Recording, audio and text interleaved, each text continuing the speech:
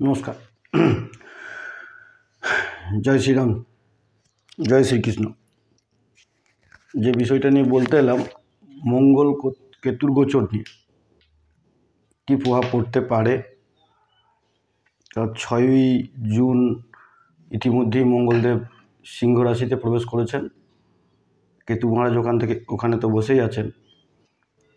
এবার প্রশ্ন হতে পারে যে মঙ্গল কেতুর তো সংযোগ হয়, প্রত্যেক বছরই একবার হয়, সে ঠিক আছে, কিন্তু অগ্নিতত্ত্বে যেটা হয় সেটা 6 বছর অন্তর অন্তর 6 বছর অন্তর অন্তর মঙ্গলদেবের সঙ্গে কেতু মহারাজের সংযোগ একটা স্থাপন হয়। কী প্রভাব পড়তে পারে? প্রথম কথা হচ্ছে, সিংহ রাশি হচ্ছে রাজার রাশি, আর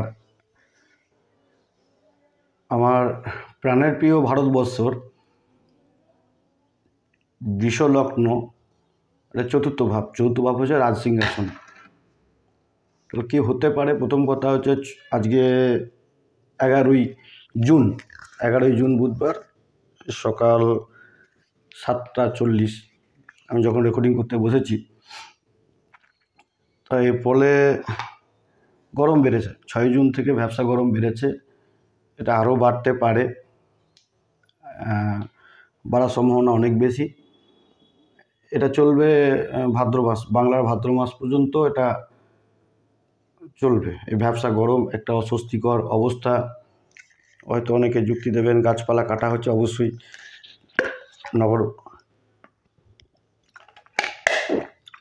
গাছপালা কাটা হচ্ছে এবং নগরায়ণ হচ্ছে, গাছ লাগাতেই হবে, এর কোনো বিকল্প নেই।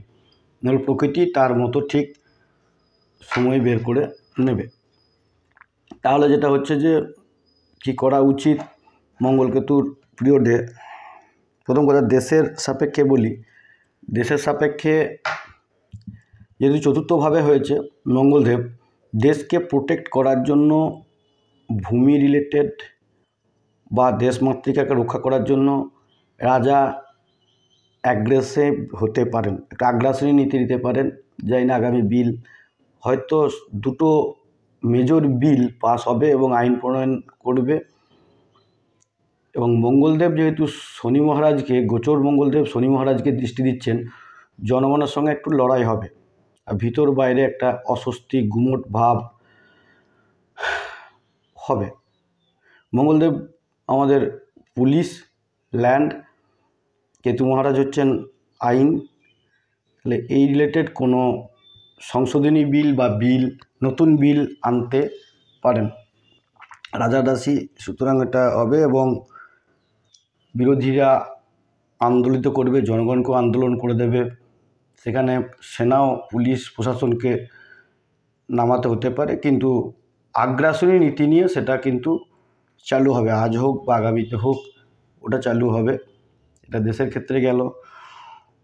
যে দেশটা দাদা, পৃথিবীর একটা দেশই আছেন যেটা সব দেশের দাদা, আপনারাও জানেন, ব্যবসা ছাড়া কিচ্ছু বোঝে না, সেই দেশের অর্থনৈতিক অবস্থা এই 1.5 বছর খুব একটা ভালো দেবে না। রাহু মহারাজ কুম্ভ রাশিতে গেলে অতীতের ঘটনা বলছেন যে তাদের অর্থনৈতিক একটা ডামাডোল তৈরি হতে পারে। জানি না, অর্থনৈতিক ব্যাপারটা তো বুঝি না, ঠিক আছে, সেটা ডামাডোল তৈরি হতে পারে। তাহলে দেশের পক্ষে যেটা হচ্ছে, কোনো নতুন আইন প্রণয়ন হতে পারে দেশমাতৃকাকে প্রোটেক্ট করার জন্য স্ট্রংলি, এবং সেটা অ্যাগ্রেসিভভাবে সেটাকে দখল করা যেতে পারে, 1 নম্বর। 2 নম্বর, ভাদ্র মাস পর্যন্ত খুব প্রয়োজন না হলে, আমাদের মতো যারা কর্মজীবী, বাড়ির বাইরে বেরোতেই হয়, তারা ছাড়া, খুব প্রয়োজন ছাড়া বাড়ির বাইরে বেরোনো অতটা ঠিক নয়, কারণ প্রচণ্ড গরম, প্রচণ্ড রোদ গরম, এটা উত্তরোত্তর বাড়বে, কদিন বাড়বে জানি না, সুতরাং না বেরোনোটা উচিত। বেরোলে যদি বেরোতেই হয় যথেষ্ট সাবধানতা অবলম্বন করতে হবে, কারণ অগ্নিতত্ত্বের রাশিতে হয়েছে। এবং জল খেতে হবে, পর্যাপ্ত পরিমাণ জল, লিকুইড খাবার, হালকা পাতলা খাবার, ঢিলেঢালা পোশাক পরিচ্ছদ, সুতির পোশাক পরিচ্ছদ যথেষ্ট, এটা করতে হবে। এবার বলে দিই যে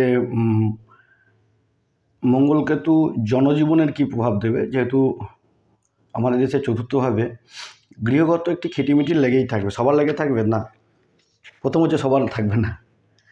যাদের প্রথম দুটো লগ্নের ক্ষেত্রে একটু চিন্তার বিষয়, কুম্ভ লগ্ন এবং বৃষ লগ্নের ক্ষেত্রে, কারণ একটা চতুর্থ হচ্ছে, একটা সপ্তম হচ্ছে। চতুর্থ হচ্ছে হোমলি অ্যাটমসফিয়ার, গৃহগত পরিবেশ, আর সপ্তম হচ্ছে চতুর্থ, যেটা হাজব্যান্ড ওয়াইফের মধ্যে যে ম্যারাইটাল রিলেশন।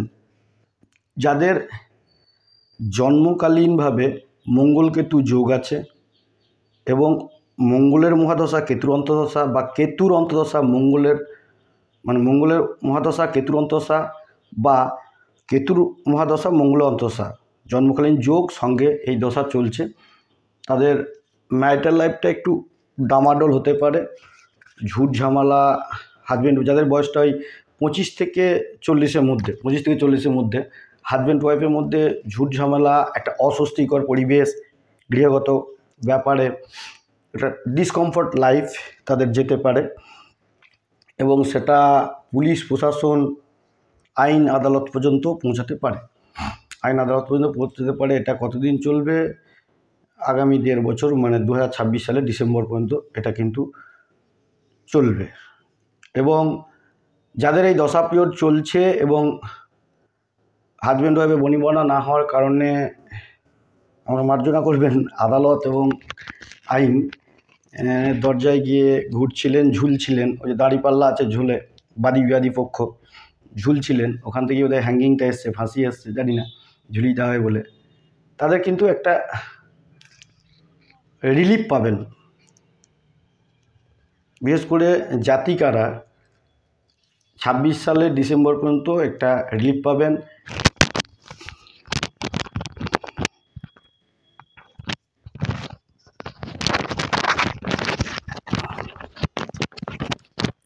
তারা রিলিফ পাওয়ার একটা প্রবল সম্ভাবনা আছে। আবার বলছি, যদি মঙ্গল কেতুর সংযোগ আছে এবং দশা পিরিয়ড অন আছে, কোর্টের চক্করে দীর্ঘদিন পড়ে আছেন, মামলা মকদ্দমায় ডিভোর্স হচ্ছে না, তাদের কিন্তু একটা ডিভোর্স হয়ে যাওয়ার প্রবল সম্ভাবনা আছে 2026 সালের ডিসেম্বরের মধ্যে। এবার সবার কি ঘটনা হবে? না, সবার ক্ষেত্রে ঘটনা ঘটবে না। যারা মঙ্গল কেতুর অ্যাট্রিবিউটে কাজ করেন, মঙ্গল বা কেতু, তাদের ক্ষেত্রে সেই ঘটনা ঘটবে না। যারা অস্বস্তিকর পরিবেশের জন্য থানা, আইন, প্রশাসন এই সমস্ত দরজায় গেছেন এবং তারা রিলেশনটাকে কন্টিনিউ করতে চাইছেন না, তাদের একটা কাঁচি কিন্তু তাদের চলার প্রবল সম্ভাবনা। সবাই ভালো থাকুন, সুস্থ থাকুন, আনন্দে থাকুন, খুশিতে থাকুন। জয় শ্রীরাম, মহানমন, আলোক নিরঞ্জন, জয় শ্রীকৃষ্ণ। প্রত্যেকের অন্তরে বসে থাকা অন্তরাত্মাকে আমার করজোড়ে প্রণাম। সবাই সুস্থ থাকুন।